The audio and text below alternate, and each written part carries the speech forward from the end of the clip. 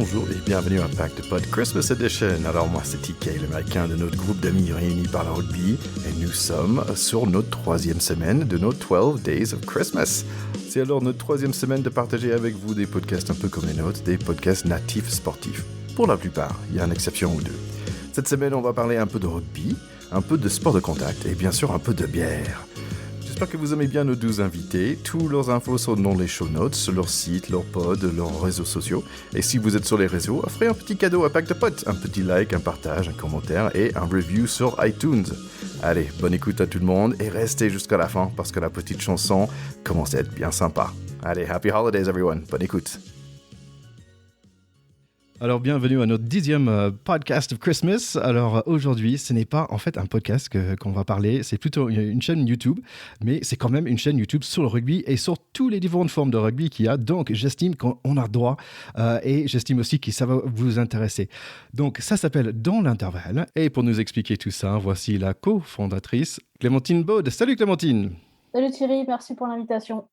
Est-ce que tu peux nous expliquer rapidement ta chaîne vidéo, s'il te plaît? La chaîne vidéo Dans l'intervalle, le concept il est très simple, c'est des vidéos qui mettent en valeur les acteurs du rugby amateur. Ça peut être des bénévoles, ça peut être des enfants, des femmes, des hommes, et on va de la Fédérale 3 aux catégories en dessous, et on ne privilégie aucun rugby. C'est-à-dire qu'on va faire du rugby à 15, à 13, à 7, à 10, à 5, et on se donne pour objectif de proposer une fois par mois un reportage clé en main, c'est-à-dire de A à Z, qui a été fait par nos soins dans le monde du rugby amateur.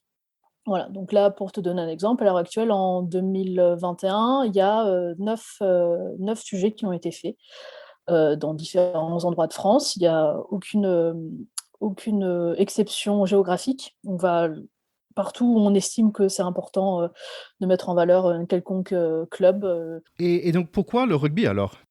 Pourquoi le rugby? C'est une très bonne question. Je suis passionnée de sport depuis toute petite. Je suis moi-même journaliste sportive depuis plusieurs années, depuis bientôt 10 ans. Je travaillais pour différentes entreprises en tant que JRI, journaliste reporter d'image. Et en fait, en 2018, avec une collègue, on était au chômage. On n'avait pas de perspective. Et on cherchait quelque chose pour se remotiver, pour essayer de trouver peut-être une autre façon de raconter des histoires. On s'est rendu compte qu'il y avait très peu de reportages faits dans le rugby amateur. Puis on a commencé à chercher et on s'est rendu compte que ce projet avait un gros potentiel bah, dans tous les endroits où on est allé. On en a discuté énormément avec des présidents de clubs, avec des responsables féminins, avec des joueurs, etc. Et on s'est rendu compte qu'il y avait des histoires à raconter dans le monde du rugby amateur. Et donc, on a commencé à créer un maillage territorial. On a commencé à voyager un peu, à bouger, tout et tout. Puis on a fait un, puis deux, puis trois. Et puis on en est à 28 reportages depuis 3 ans qui sont faits de A à Z avec nos petites mains, notre petit ordinateur et nos moyens. En fait, c'est marrant parce que normalement, bon, je faisais des interviews avec des podcasts et donc c'est assez, on va dire, logique parce que tu travailles déjà dans le visuel. Donc c'est pour ça que as choisi de faire plutôt YouTube que podcast. En fait, le podcast, ça m'est jamais venu à l'idée parce que moi, j'adore l'image. Je voulais être photographe de sport à la base. Et je suis une passionnée de vidéos. Enfin, j'aime bien réfléchir à comment raconter une histoire, comment aller chercher à la bonne introduction, le bon cadre quand je fais une interview, que ça soit pour moi ou même pour mes employeurs. La bonne nouvelle, c'est que ça se voit. Moi, je le vois tout de suite sur l'écran dans vos vidéos. C'est vraiment du très très bonne qualité. Donc, je pense que vous, nos chers écouteurs, quand vous allez le voir, vous allez dire ah oui, c'est vrai. C'est vraiment du très bonne qualité tout ça. Et donc, qui vous regarde alors? C'est qui votre public?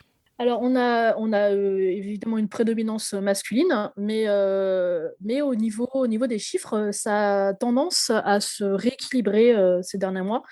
Et puis, je fais énormément de pédagogie quand je suis sur le terrain. Je discute énormément avec tous les gens que je rencontre.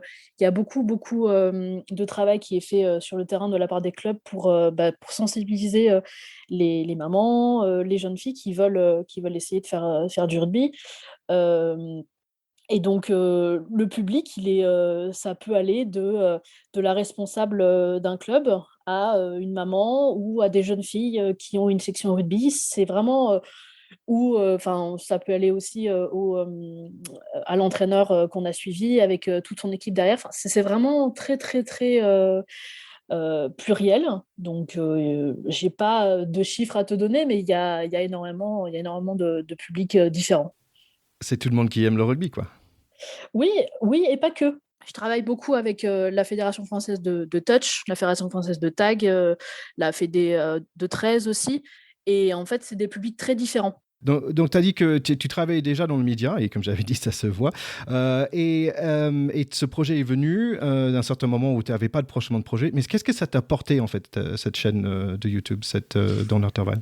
Bah, en fait, ça m'a sorti complètement de ma zone de confort. C'est-à-dire que j'étais à une période de ma vie où j'étais pas, où j'étais pas heureuse, vraiment. Et en fait, le fait de chercher, de créer, et puis surtout de parler du projet petit à petit, je me suis rendu compte qu'il y avait plein de choses à faire et surtout qu'il était perfectible et que à chaque fois que je sortais un sujet, bah, je pouvais encore faire plus, je pouvais encore faire mieux, je pouvais encore mieux améliorer. Et puis encore à l'heure actuelle, si le prochain reportage sort jeudi 18 novembre. Et en fait, sur celui-là, j'ai encore changé des choses. J'ai changé de matériel, changé de setup. Donc, ça m'a vraiment poussé à être performante, en fait, et à réfléchir à comment raconter une histoire différemment, comment mettre en valeur, en Ouais. fait, les acteurs du rugby amateur. Moi, j'étais pas du tout rugby à la base. Moi, je suis une énorme fan de sport et une énorme fan de tennis depuis des années. Enfin voilà, et le rugby, je connaissais, je vais pas dire que je connaissais pas les règles, mais enfin, je regardais les matchs de l'équipe de France, masculin, féminin et tout, mais j'étais pas plus attirée que ça. De par mon travail, je suis obligée de suivre le rugby parce que ça fait partie de mon travail, mais j'étais pas, voilà, une énorme fan. Et le fait de vraiment porter un projet qui pour moi était légitime, et plus on avançait, plus on sentait que c'était complètement dans l'air du temps, et les gens étaient ravis de nous voir. Donc en fait, oui, ça m'a porté, et je pense que professionnellement, ça m'a sauvé la vie, vraiment. C'est intéressant parce que tu dis deux choses qui me fait penser. Un, c'est l'espace de créativité aussi. Mmh. Et aussi, dans le monde de podcast, bah, il fallait que moi-même, j'apprenne le côté audio, que j'apprenne aussi beaucoup de réseaux sociaux aussi. Donc, c'est une autre partie de la création de projet. Et c'est vrai que cet apprentissage, il est vraiment intéressant. Et la deuxième chose, je dirais aussi, en découvrant, parce que moi aussi, dans un sens, en tant qu'Américain qui est venu en France, je découvre, je suis pas né dans le monde de rugby comme certaines personnes, comme le grand Théo, par exemple, mon pote de Pâques. Je trouve que le milieu de rugby, il est vraiment sympa, et que je suis capable de faire des entretiens avec des personnes qu'on a pu rencontrer. Je trouve ça vraiment chouette. C'est un milieu qui est vraiment charmant. Allez, comme cadeau de Noël, quel est l'épisode que tu peux nous conseiller pour nos chers écouteurs ici à Pacte de Pâtes? Alors, en fait, j'en aurais deux, si ça te dérange pas. Non, bien sûr. Il y en a un qui date de octobre 2019 et il a été réalisé à l'occasion des 50 ans de l'association du rugby féminin en France. Parce qu'il faut savoir que le rugby féminin est tout jeune dans notre pays. Et l'épopée du rugby féminin, donc, qui est toujours disponible sur YouTube, c'est 6 mois de travail.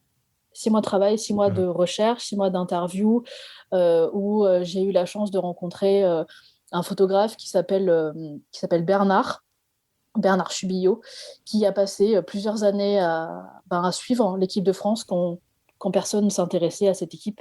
Il a des milliers et des milliers de photos, et en fait, il a fait un livre, hein, et je l'ai rencontré, et c'est lui qui m'a permis de pouvoir accéder aux pionnières, hein, du rugby féminin en France, qui sont toujours là et qui en fait regardent avec beaucoup d'attention et beaucoup de bonheur le rugby féminin français se développer. Et ça a été pour moi vraiment un super travail, parce que c'était hyper intéressant, et ça a donné lieu à 15 minutes d'un reportage qui pour moi est vraiment le plus abouti d'histoire. Mhm. Et après, je voudrais parler d'un autre sujet qui a été fait il y a quelques mois. C'est l'histoire d'un club qui tous les mercredis propose une activité pour les personnes en situation de handicap. Et donc, du coup, c'est des bénévoles qui sont dévoués et qui, tous les mercredis, attendent avec beaucoup d'impatience les résidents d'une maison qui accueille ce genre de personnes. Et moi, j'avais passé un très bon moment avec eux parce qu'il y a beaucoup de joie, beaucoup de tendresse aussi de gens qui prennent en charge ces personnes qui ont différents âges. Et tu vois vraiment l'investissement des bénévoles, mais à la fois aussi des encadrants. Et j'ai trouvé ça assez chouette de mettre ça en valeur. Et tu te rends compte que le handicap dans le sport, c'est malgré les Jeux paralympiques et tout, c'est encore très compliqué à mettre en valeur. Donc voilà. Il y a 28 autres reportages, mais c'est de là que je trouve vraiment, vraiment chouette à mettre en valeur. Bah, moi, perso, je vais parler rapidement. J'ai découvert ta chaîne en faisant de la recherche parce qu'on a fait un interview sur Monsieur Rugby et tu avais fait un bel reportage sur lui. Je m'intéresse aussi pendant les JO, il y a le rugby en chaise roulante et je trouvais ça, c'est quand même spectaculaire ce sport-là. C'est vraiment costaud et vous avez fait des belles choses là-dessus. Rugby féminin, de baby rugby, touché. Il y a plein de choses à voir. Donc, si vous êtes fan de rugby et vous devrez vraiment suivre dans leur travers sur Insta, sur LinkedIn, sur Twitter, allez donner un tip sur Tipeee et surtout allez sur YouTube. C'est une chaîne qui met vraiment de la lumière sur tous les rugby et ça mérite plus de vues et ça mérite tous les likes et partagés que vous pouvez les donner. Et pendant que vous êtes là, bien sûr, vous pouvez liker Pack de Potes aussi. Allez, est-ce qu'on est prêt pour chanter une petite chanson? Allez, on est parti, il n'y a pas de souci.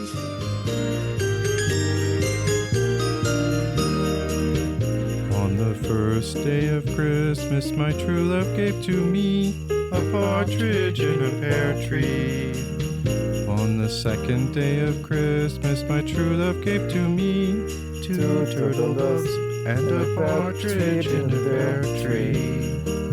On the third day of Christmas, my true love gave to me three French hens, two turtle doves and a partridge in a pear tree. On the fourth day of Christmas, my true love gave to me four calling birds, three French hens, two turtle doves, and a partridge in a pear tree.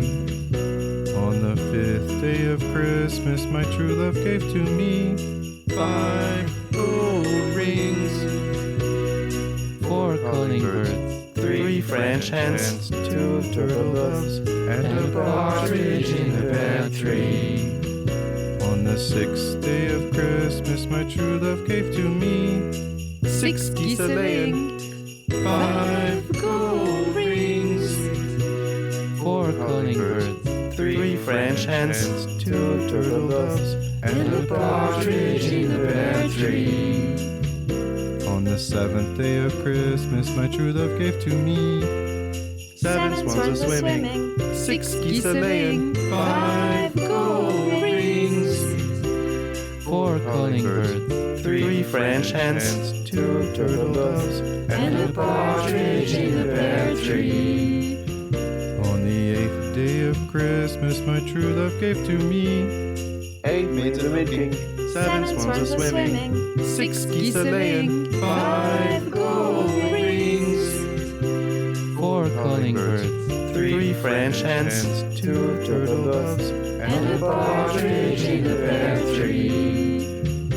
On the ninth day of Christmas, my true love gave to me nine ladies dancing, eight maids a milking, seven swans a swimming, six geese a laying, five gold rings, four calling birds, three French hens, two turtle doves, and a partridge in a pear tree.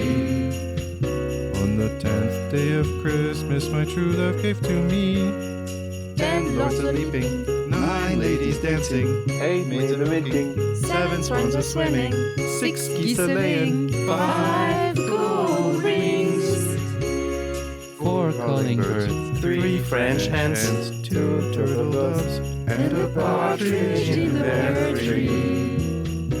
Allez, merci beaucoup Clémentine. Merci à toi Thierry.